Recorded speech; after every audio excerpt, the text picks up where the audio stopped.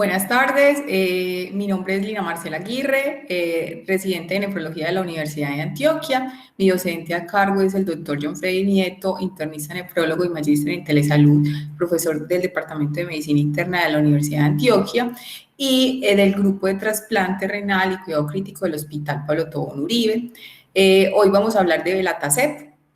Entonces, inicialmente vamos a hablar que en el 2003 la FDA aprobó el Alfazatacept, que es también uno de los de la familia de pues, los análogos de los coestimuladores, el bloqueo de la coestimulación, que fue aprobado en el 2003 por la FDA. Posteriormente, esa aprobación se dio básicamente fue para artritis psoriásica. Luego, en el 2005, se aprobó para artritis reumatoidea y posteriormente, en el 2010, salieron los estudios fase 3 del BENEFIT y el BENEFIT Exceeds, que aprobaron como tal el Belatacept ya en el 2011 por la FDA para el trasplante renal. Y digamos que pues se han ido investigando pues se han hecho otros estudios para mirar otros anticuerpos o inmunoglobulinas que puedan servir en este tipo de manejo. Entonces el Belatacept es una proteína de fusión, ¿sí? Es una proteína de fusión, combina entonces básicamente una región constante, que va a ser esta, que es la inmunoglobulina humana de la IgG1, y va a tener una parte extracelular que es el CTLA4, que es el antígeno 4 humano modificado asociado al linfocito T citotóxico. ¿Sí? Estas dos formitas se unen y se producen a nivel de un cultivo celular usando un ovario de hámster chino. Este péptido entonces va a estar formado básicamente por 357 aminoácidos. Tiene una parte N, ¿sí? Que es con oligosacáridos. Tiene, además de eso, pues la molécula CTG y la fracción fija, pues que es la inmunoglobulina G1. El Belatacept, entonces primero para poder hablar de Belatacept hay que hablar pues como de cómo es que se da la señal de coestimulación. Entonces acordémonos que la primera señal es la de la unión del TSC al complejo mayor de histocompatibilidad y posteriormente va a ser una señal 2 que es la señal de coestimulación que va a estar dada primero por el CD28 que se une al CD80-86 y al unir esto va a activar lo que es la célula presentadora de antígeno, se une con la célula T y esta va a activar todas las respuestas para producir interleuquina 2 por medio del NF-κB, el NAF1, que serían pues como los mediadores que actuarían ahí. Esta es una señal como tal que es de coestimulación, pero en el mismo receptor, o sea, en el CD80-86, puede unirse competitivamente ¿sí? El CTLA4, que sería una de las moléculas que es con las que vamos a actuar como análogo del Belatacept. Y digamos que esta molécula se parece mucho al PDL1, solamente digamos que hay un cambio en la estructura de la inmunotiroxina y esta es la encargada de unirse al PD y generar apoptosis celular. Entonces, dependiendo de esta parte y muerte celular programada, y además de eso, su bloqueo puede agravar la molécula, la diabetes. Entonces, es por eso que si alguna de las dos moléculas que son básicamente, pues, o regulan la señal inhibitoria, está activada, es como lo que se va a producir. El año del descubrimiento del CD28 fue en 1990 y el año del descubrimiento del CTLA4 fue en 1987 y con eso se pudo definir, digamos que esta señal podía ser de dos tipos, o coestimulación cuando se unía al CD28 o inhibitoria cuando se unía al CTL4. Inhibitoria quiere decir que es más que todo tolerogénica. Entonces va a activar toda la señal en la célula T de tolerancia inmune para poder no hacer rechazo, digamos, en esos pacientes. Entonces, esta es como pues otra de las diapositivas, entonces vamos a ver que acá, sí, va a actuar la inmunoglobulina G del CTLA4, que va a ser el abatacept, o la otra que es mutada, que va a ser el belatacept, que va a actuar entre el CD28 y el CD86 como una señal. Entonces, como ya vimos, bloquea entonces la señal, ¿sí?, de coestimulación y va a producir una señal tolerogénica. Y hay otros medicamentos, pero más que todo en cáncer, en donde se va a bloquear las otras señales. Entonces, por ejemplo, el anti-APD1, que básicamente es de apoptosis celular. Hay otros que bloquean el mismo anti-TCLA4, entonces va a ser coestimulatoria. Y dependiendo del manejo del mecanismo que se esté ocupando en alguno de los receptores, entonces voy a tener o estimulación o inhibición. Dentro de la farmacocinética, entonces, básicamente, el belatacept tiene, pues, como yo puedo dar dos dosis, una que es de 5 miligramos kilo, que básicamente es de mantenimiento, y la otra es de 10 miligramos kilo, que es al inicio. Normalmente, entonces, el tiempo de vida media va a ser de 8, ¿sí?, días, y de 8.5 días para 10 miligramos por kilo. Digamos que la biodisponibilidad y el área bajo la curva pues va a dar dado 13.587 versus mayor dosis. Entonces, a mayor dosis, digamos que una mayor biodisponibilidad y una mayor concentración y un mayor tiempo, digamos que tiempo de vida medio. También va a depender una cosa, y es que es la ocupación o el porcentaje de ocupación al correceptor, o sea, cuánto se va a pegar al correceptor 86. Entonces, por ejemplo, pues más o menos este es como un modelo predictivo y se dice que a las 0.5 horas más o menos el porcentaje de ocupación del correceptor va a ser del 94.7%, a los 29 días de 78% y a los 57 días de 51.5%, y de eso va a depender el efecto.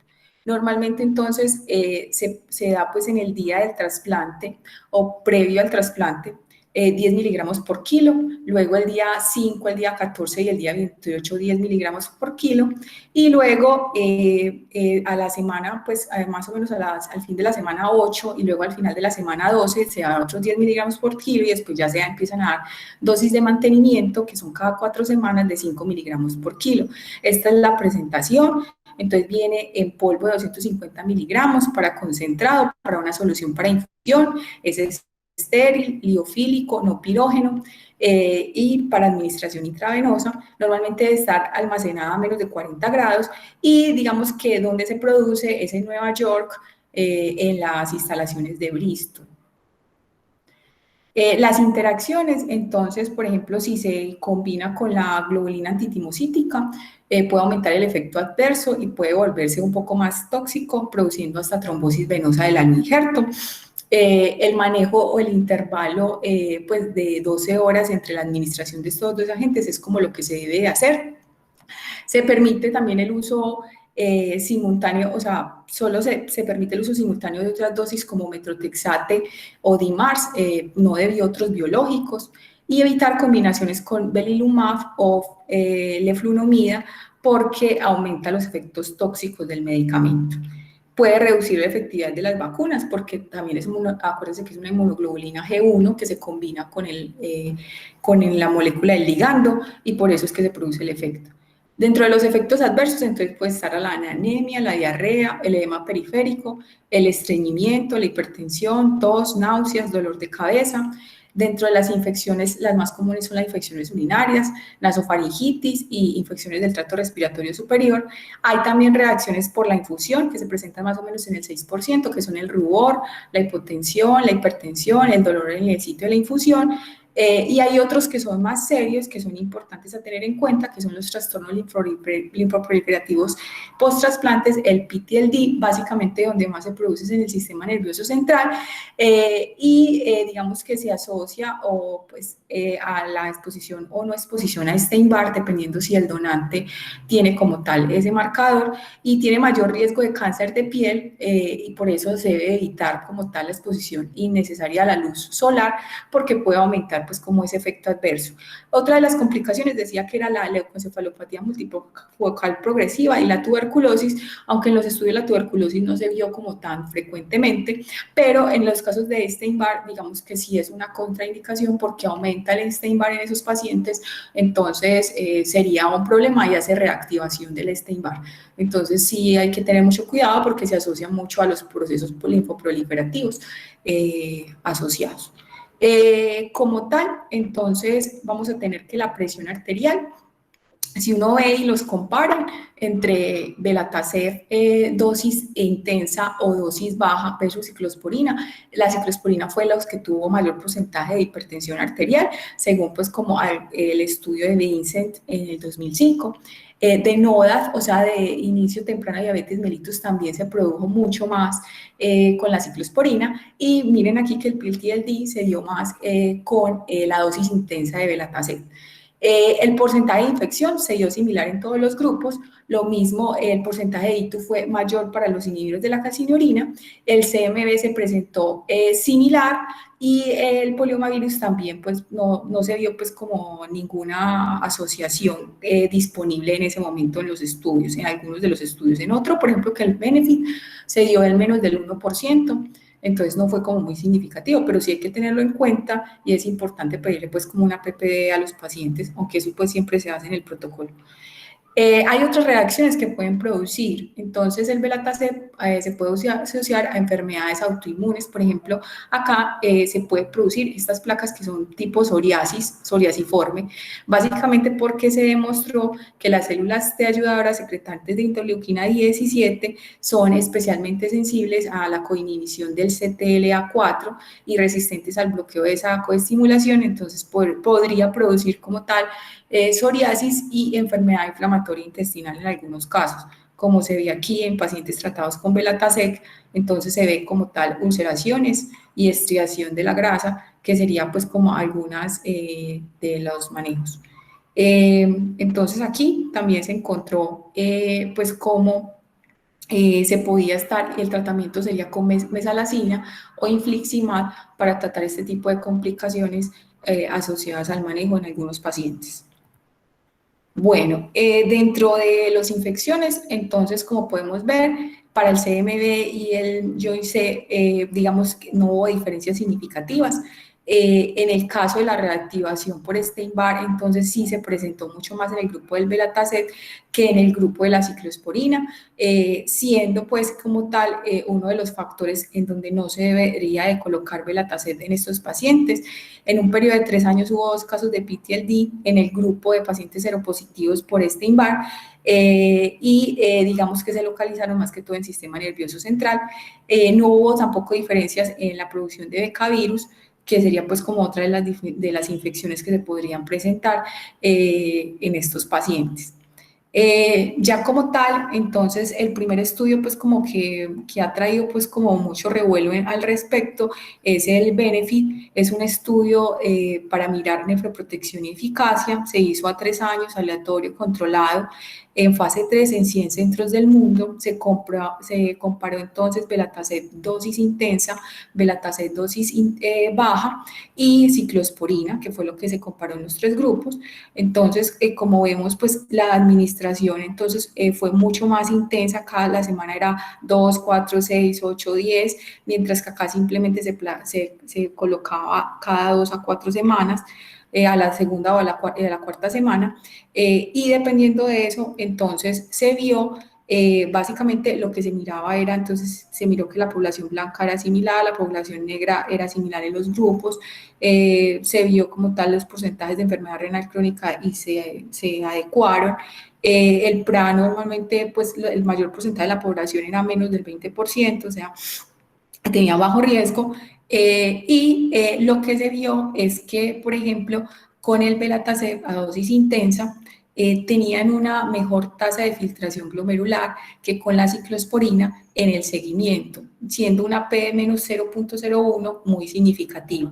Y el porcentaje de rechazo sí se presentó mucho menos a nivel de la ciclosporina, que era pues como una de las diferencias que se podía presentar versus Belatacef dosis intensa o dosis baja.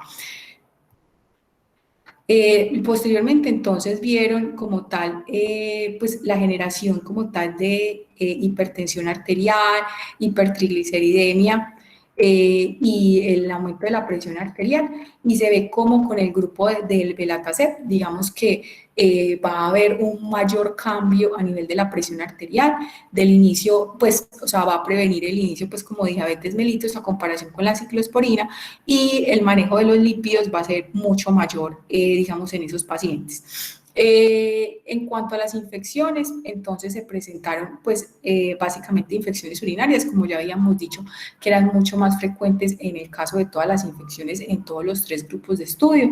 Pero si uno se pone a ver, pues, como tal, la diferencia entre los tres, pues, obviamente da más con los inhibidores de la calcinurina asociada. Bueno, la infección por CMV, entonces fue, digamos que un poquito más alta para el Belatacept en este grupo, pero no fue significativa, pues como al respecto. Las malignidades, entonces sí se presentaron más en el grupo del Belatacept, tanto dosis intensa como dosis baja, versus el grupo de la ciclosporina que no tuvo tanto. Entre las malignidades, entonces está el cáncer de mama, el cáncer, la leucemia mieloide crónica, la neoplasia de pulmón, que podrían también estar asociados en esos casos.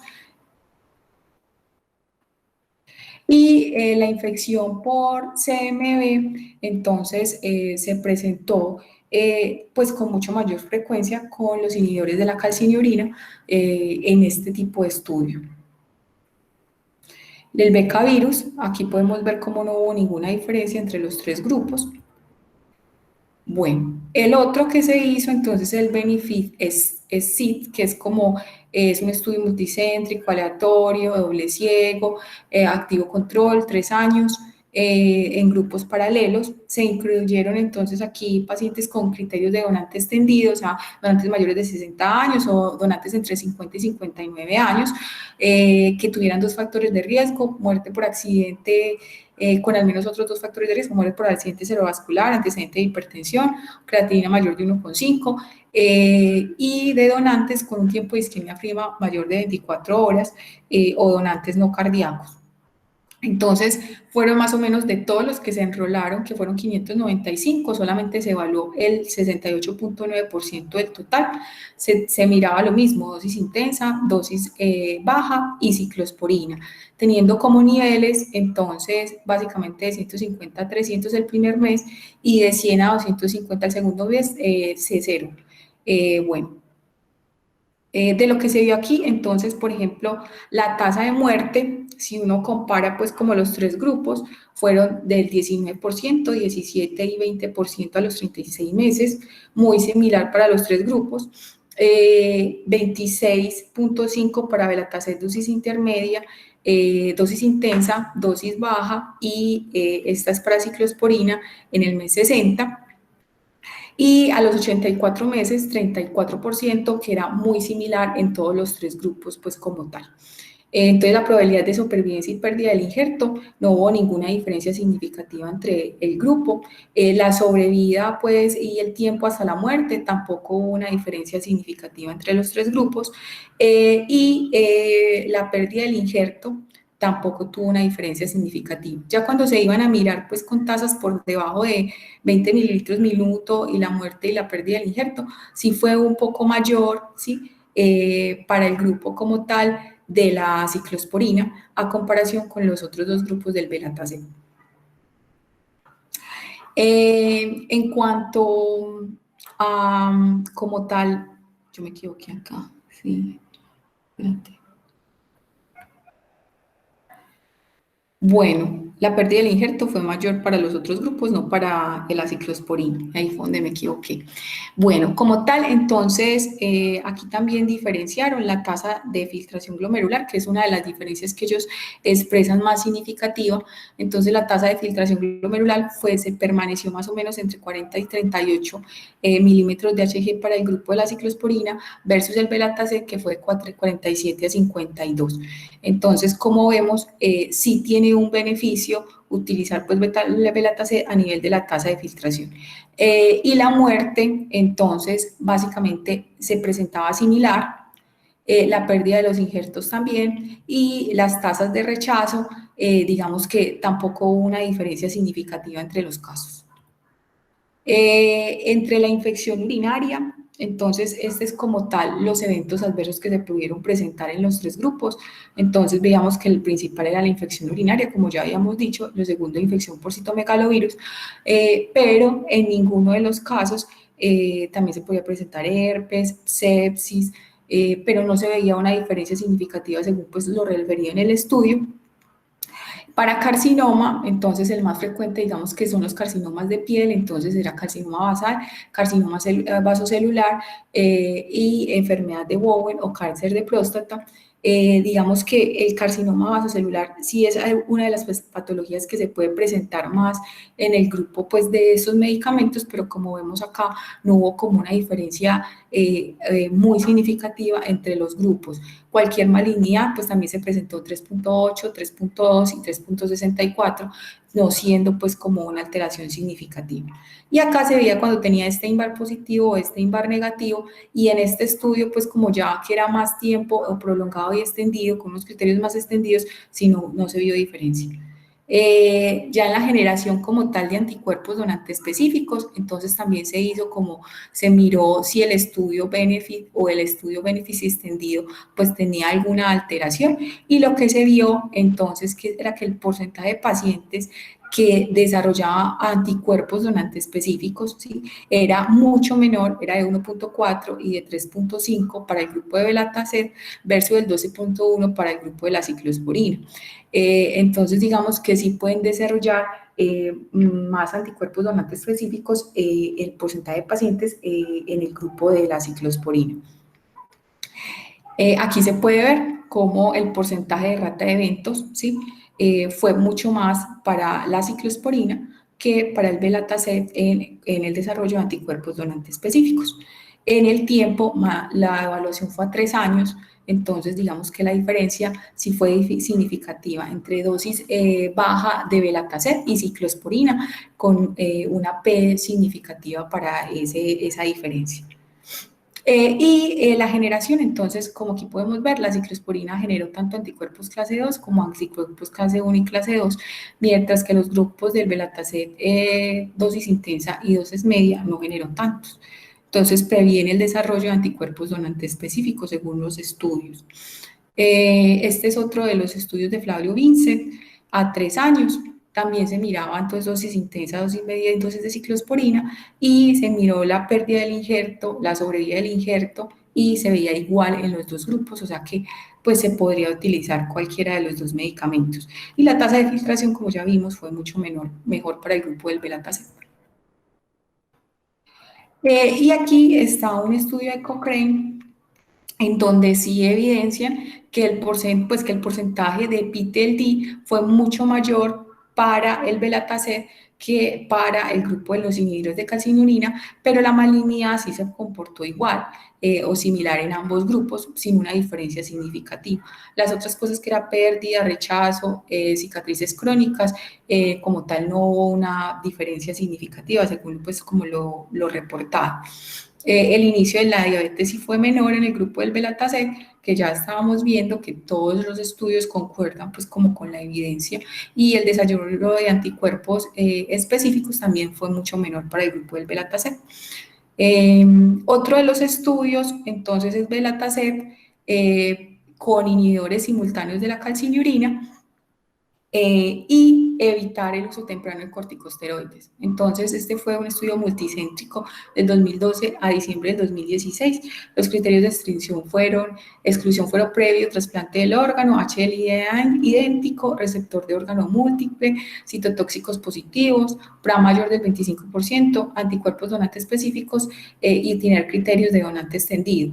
Se comparó entonces grupo, o sea, a todos se les daba metilprednisolona, 500 miligramos IV, al mismo tiempo que el trasplante, o sea, pues al inicio, y posteriormente se seguía por 5 días hasta suspenderlo. Y en un grupo se daba lentuzumab más Belatacet, en el otro se daba timoglobulina más Belatacet, y en el grupo C se daba como tal timoglobulina y tacrolimus, teniendo como base niveles entre 8 y 12 de 1 a 30 días y de 5 a 10 de 31 a 730 días. Entonces se comparó el grupo A, el grupo B, el grupo C, y normalmente se miraron pues como las tasas de filtración glomerular y no hubo una diferencia significativa en los grupos. Lo que sí se vio, digamos, más pronunciado fue en el rechazo, digamos, que se diagnosticaba por biopsia, que se presentó un poco más en el grupo de timoglobulina más belatacet, mientras que, por ejemplo, en el grupo de tacrolimus timoglobulina fue mucho más bajo, pues confirmando pues lo que hemos dicho anteriormente en los otros estudios, que el tacrolimus como tal sí disminuye pues el riesgo de rechazo, y en la pérdida del injerto tampoco hubo una diferencia significativa entre los grupos. El inicio de diabetes, entonces, se presentó un poquito más en el grupo de tacrolimus, como ya lo hemos mencionado previamente, concordando pues como con los anteriores hallazgos. Este es otro estudio, entonces, que es combinar belatacet más inhibidores de la calcinurina para prevenir el rechazo. Se incluyeron pacientes que fueran STIMBAR negativos, HIV positivo y PTLD, o linfoma o otras malignidades hematológicas, y recibieron tratamiento para TB latente. La inducción se hacía con basilizumab, 20 miligramos los días 0, 3 y 4, micofenolato, prednisolona intraoperatoriamente y después 5 miligramos de prednisolona. Entonces se compararon estos grupos, que básicamente era tacrolimus, ¿sí? Belatacet más tacrolimus, pero un ciclo corto, o belatacet más tacrolimus, un ciclo extendido. Y lo que se vio entonces, que el porcentaje libre de rechazo, entonces este es belatacet versus tacrolimus, entonces como tal a un año, para el belatacet fue de 50.5% versus 20.5%. Entonces la supervivencia del injerto, digamos, no fue diferente entre los dos grupos, y los pacientes tacrolimus versus belatacet a los 4 años, entonces tenían una sobrevida del injerto del 90.2% versus el 91.8%, no siendo significativo, y las tasas también de rechazo a los 3 meses para tacrolimus fueron del 17.1% versus belatacet tacrolimus de corto tiempo, que fue 14.9%, y para el belatacet solito, que fue el que más tuvo, fue el 38.2%. Diciendo eso, que si yo utilizo como tal la combinación de los dos medicamentos, pues podría tener una menor tasa de rechazo en los pacientes.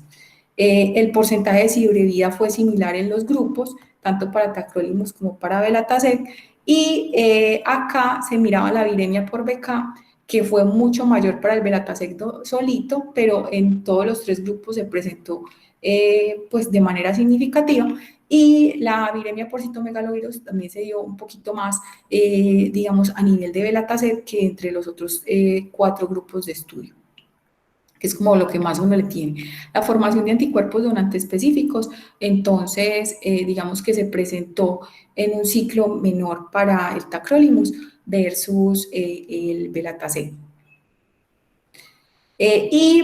Hacer el cambio entonces de inhibidores de la calcinurina a belatacet es otro de los estudios y es otra de las cosas que se puede hacer en estos pacientes cuando, por ejemplo, hay toxicidad por calcinurínicos. Entonces, en este estudio se hizo ese cambio o ese switch. Normalmente, entonces, la inhibidor de la calcinurina se reducía al 100% en el día 1, del 40 al 60% en el día 15, del 20 al 30% en el día 23 y ninguno en el día 29. Entonces, ya después de ahí ya no se seguía tomando el tacrolimus y se comparó contra ciclosporina, que tenían que tener concentraciones entre 100 y 200 nanogramos, o tacrolimus entre 5 y 10 nanogramos. Lo que se vio es que al comparar belatacet versus inhibidores de la calcinurina, cuando ya se suspendía como tal el inhibidor en el otro grupo, mejoraba a los 12 meses la tasa de filtración glomerular versus el inhibidor de la calcinurina que se continuaba, que seguía con la misma tasa de filtración glomerular. Aquí se puede ver también, entonces, pues ese mismo cambio. Entonces, acá estaba, pues en negrito, los pacientes que tenían tasas por debajo de 30 en los dos grupos. En gris, los que tenían de 30 a 60, ¿sí? Y podemos ver cómo el grupo que mayor tenía el Belatacet tenía tasas por encima de 60 mililitros. Entonces, eso es como uno de los factores que ellos dicen que puede estar mejor en este tipo de pacientes. Como tal, a los 12 meses el rechazo sí se presentó, el rechazo agudo sí se presentó más en el grupo del Belatacet, pero la sobrevida fue muy similar, 84 versus 89%, y la pérdida del injerto no se presentó. Este fue un evento pues como adverso por otra cosa según el estudio. En los casos, en ese mismo estudio, en los casos de infecciones por citomegalovirus, no hubo una diferencia significativa. Y el carcinoma vasocelular, miren que se produjo los mismos casos para tanto Belatacet como inhibidores de la calcinurina, o sea, no había como una diferencia. Y las infecciones también se dieron similar, lo mismo que la infección por becavirus, que es como pues lo que uno mira en los desenlaces. El cambio de la terapia, entonces, pues parece ser factible y parece ser bien tolerado con una baja frecuencia de rechazos y sin pérdida de los injertos. Y este entonces es todos los estudios que se han mirado, pues que es como un resumencito. Entonces está el Vincent Benefit, pues para mirar el Benefit extendido. Y acá lo que se mira entonces son tasas de filtraciones glomerulares, que obviamente fueron mucho menores para la ciclosporina, siendo significativa en todos los grupos versus los grupos del Belatacet. Las tasas de rechazo fueron en algunos estudios similares, por ejemplo, como el del Vincent de fase 2, en el BEDI sí fue menor para la ciclosporina, ya comparando pues como todos los estudios, pero en algunos otros fue igual tasa de rechazo. La sobrevida del injerto fue similar en los grupos, no hubo una diferencia significativa, si uno ve pues como todos los estudios que se han implementado, y la supervivencia también se presentó de manera similar. Y ya cuando hacemos conversión como tal de Belatacet pues